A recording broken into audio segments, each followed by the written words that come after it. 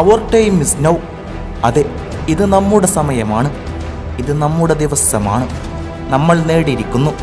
മുംബൈക്കെതിരെ തകർപ്പൻ വിജയവുമായി നമ്മൾ സെമി ഫൈനലിനടുത്തെത്തിയിരിക്കുന്നു. ഇനി ഒരു സമനില മാത്രം മതി നമുക്ക് സെമിയിലെത്താൻ. ഗോവയ്ക്കെതിരായ മത്സരം ജയിച്ചു തന്നെ നമ്മൾ സെമിയിൽ കയറുമെന്ന് പ്രതീക്ഷിക്കാം. ജീവമരണ പോരാട്ടത്തിൽ മുംബൈ സിറ്റി FC തകർത്തിരിക്കുകയാണ് കേരള ബ്ലാസ്റ്റേഴ്സ്. മത്സരത്തിൽ പൂർണ്ണ ആധിപത്യം പുലർത്തിയ ബ്ലാസ്റ്റേഴ്സ് 1-നെതിരെ 3 ഗോളുകളുടെ ജയമാണ് നേടിയത്.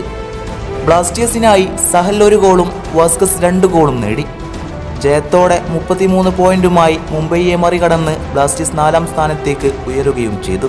ISLലെ അതിനിർണായക മത്സരത്തിൽ മുംബൈ സിറ്റിയെ നേരിടുന്ന കേരള ബ്ലാസ്റ്റേഴ്സ് 2 മാറ്റങ്ങളുമായാണ് മൈതാനത്തിറങ്ങിയത്. ജയത്തിൽ കുറഞ്ഞതൊന്നും പ്രതീക്ഷിക്കാത്ത ബ്ലാസ്റ്റേഴ്സ് ആദ്യ മിനിറ്റ് മുതൽ തന്നെ ആക്രമിച്ചു കളിച്ചു.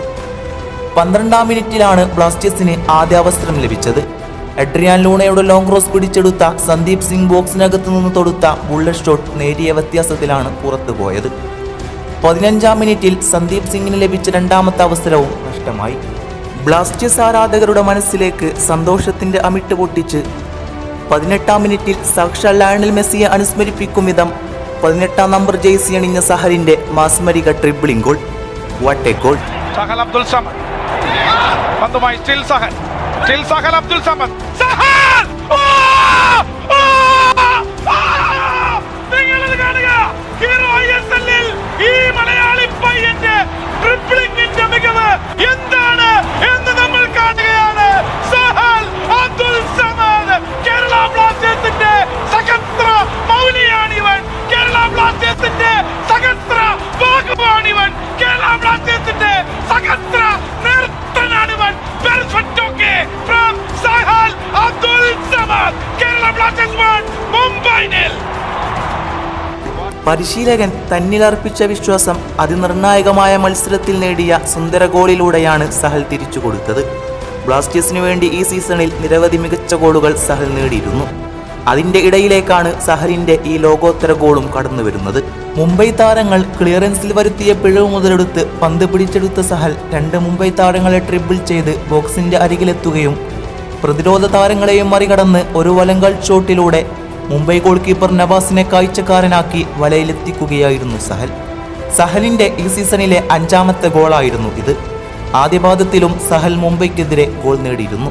വീണ്ടും ഇരുഭാഗത്തേക്കും അവസരങ്ങളുണ്ടായെങ്കിലും സ്കോർ ബോർഡ് മാറ്റമില്ലാതെ തുടർന്നു. 45ാം മിനിറ്റിൽ അൽവാരോ ബുദ്ധിപരമായ ഒരു നീക്കത്തിലൂടെ പെനാൾട്ടി നേടിയെടുത്തു. കിക്കെടുത്ത വാസ്കസ് തക്കം പാർത്തിരുന്ന അൽവാരോ സിമ്പിളായി പന്ത് വലയിലെത്തിച്ചു. സ്കോർ 3-0.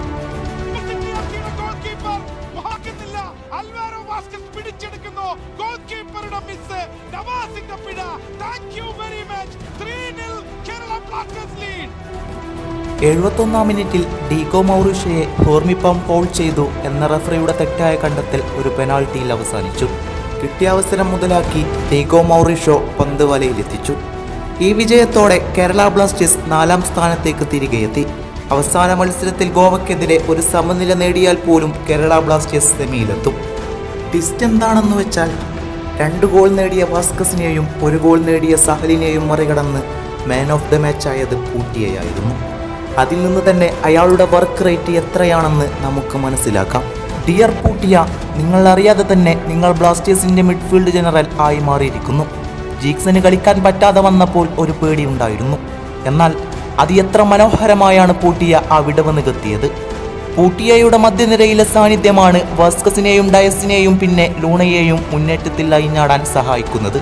എത്ര നന്ദി പറഞ്ഞാലും മതിയാവില്ല ടീം ബ്ലാസ്റ്റേഴ്സ്. കാരണം അത്രമാത്രം സുന്ദരമായ ഒരു ഫുട്ബോളാണ് ഈ സീസണിലുടനീളം കാഴ്ചവെച്ചുകൊണ്ടിരിക്കുന്നത്. ചില സമയങ്ങളിൽ കളി കാണുമ്പോൾ യൂറോപ്യൻ ലീഗ് കണ്ടതിൻ്റെ ഒരു സുഖം പോലും ആരാധകർക്ക് കിട്ടുന്നുണ്ട്. അത്രമാത്രം സുന്ദരമായിട്ടാണ് ഈ ടീമിനെ ഇവാൻ വുക്കമനോവിച്ച് ഒരുക്കിയത്. ഈയൊരു ടീം ഇനിയൊന്നും നേടിയില്ലെങ്കിൽ പോലും ഇതുവരെ തന്ന ആ സുന്ദരമായ മുഹൂർത്തങ്ങൾ തന്നെ ഏറെ അഭിമാനമുള്ളതാണ്. ഈയൊരു ടീം കൊച്ചിയിൽ വന്ന് ഇറങ്ങുമ്പോഴുള്ള ആ സുന്ദരമായ ഒരു മുഹൂർത്തത്തെക്കുറിച്ച് ഒന്ന് ചിന്തിച്ചു നോക്കൂ. ടീമിനും ആരാധകർക്കും ഒരുപാട് അഭിമാനം തോന്നുന്ന, വർണ്ണിക്കാൻ കഴിയാത്ത അത്രക്കും സുന്ദരമായ ഒരു ദിനമായിരിക്കുമെന്ന്. സീസണിൽ നമ്മൾ ഒരുപാട് ആഗ്രഹിച്ച ഒന്നാണ് ഒരു കളിയെങ്കിലും കൊച്ചി സ്റ്റേഡിയത്തിൽ ജനസാഗരം നിറഞ്ഞ കാണികൾക്ക് മുന്നിൽ ആയിരുന്നെങ്കിൽ എന്ന്. ഇനി അത് സാധിക്കില്ല എന്നറിയാം. അതുകൊണ്ട് തന്നെ ഈ ഒരു സീസണിലെ കളികളെല്ലാം അവസാനിച്ച് നമ്മുടെ ടീം കൊച്ചി എയർപോർട്ടിൽ വന്നിറങ്ങുമ്പോൾ ആ അസുലഭമായ മുഹൂർത്തത്തെക്കുറിച്ച് വർണ്ണിക്കാൻ കഴിയില്ല. കൃത്യം 2 വർഷം മുമ്പ് വരെ ബ്ലാസ്റ്റേഴ്സിന്റെ കളി കാണാനിരിക്കുമ്പോൾ പല ആളുകളും പറയാറുണ്ടായിരുന്നു, നിനക്കൊക്കെ പിരാന്താണോ ഐറ്റങ്ങളെ കളി കാണാൻ. എന്നാൽ ആ പറഞ്ഞ അതേ ആളുകൾ ഇന്ന് ബ്ലാസ്റ്റേഴ്സിന്റെ കളി ആസ്വദിച്ച് കാണുന്നവരാണ് എന്നതാണ് സത്യം. അതെ, അതാണ് ഫുട്ബോൾ. ഫുട്ബോൾ അതിൻ്റെ ഏറ്റവും വലിയ മാജിക്കുകളിലൊന്ന് നമ്മുടെ മണ്ണിലും കൊണ്ടുവന്നിരിക്കുന്നു. ഭിന്നിച്ചിരിക്കുന്ന പലതിനെയും ഒന്നിപ്പിക്കാനുള്ള മാന്ത്രികത കാൽപന്തിനുണ്ട്. കാറ്റലോണിയ ജനതയെ ഒന്നിപ്പിച്ച വികാരം. അങ്ങ് നെതർലാൻഡിൽ ഡിയോങ്ങിന്റെ കൈ പിടിച്ച് വൈനാൾഡം വർണ്ണവറിക്കെതിരെ ഉയർത്തിയ മുദ്രാവാക്യം. അതെ, football is more than A game. അതിൻ്റെ മാന്ത്രികത നമ്മളും അനുഭവിച്ചു തുടങ്ങിയിരിക്കുന്നു. ആ വികാരത്തിൻ്റെ പേരാണ് കേരള ബ്ലാസ്റ്റേഴ്സ്. ഇനിയൊരു ആഗ്രഹം കൂടി ബാക്കിയുണ്ട്. അതെ, അത് മറ്റൊന്നുമല്ല. അതെ, ഈ ടീമുമായി തന്നെ കൊച്ചി ജവഹർലാൽ നെഹ്റു സ്റ്റേഡിയത്തിൻ്റെ പുൽമൈതാനിയിൽ ഇവർ കളിക്കുന്നതൊന്ന് കാണാൻ ഏറെ ആഗ്രഹമുണ്ട്. ഇതേ കോച്ചിങ് സ്റ്റാഫിൻ്റെ കൂടെ ഇതേ ടീം മൈതാനത്തേക്ക് നടന്നു വരണം. ലിറ്റിൽ മജീഷ്യൻ ലൂണയുടെ നേതൃത്വത്തിലുള്ള ടീമിൻ്റെ കളിയാരവങ്ങളിൽ അലിഞ്ഞങ്ങു ചേരണം. വാസ്കസ് ലോങ് റേഞ്ചുകൾ കൊണ്ട് ഹൃദയമിടിപ്പളക്കണം. ഡയസ് വേഗത്തിൽ ഹൃദയത്തിലേക്ക് ഓടിക്കയറണം. മധ്യവരയിൽ സഹൽ നൃത്തമാടുമ്പോൾ കൂടെയാടണം. പ്രതിരോധത്തിൽ കുഞ്ഞു ഹോർമിയും കൂടെ വലിയേട്ടന്മാരും മതിലുകൾ പണിയുമ്പോൾ ആരവങ്ങൾ തീർക്കണം. തൊണ്ട പൊട്ടുന്നതുവരെ ബ്ലാസ്റ്റേഴ്സ് ബ്ലാസ്റ്റേഴ്സ് എന്ന് അലറി വിളിക്കണം. കളിയാക്കിയവരോട് നെഞ്ചു വിരിച്ചങ്ങ് പറയണം, ഞങ്ങൾക്കുമുണ്ടടാ നല്ലൊരു ടീമെന്ന്.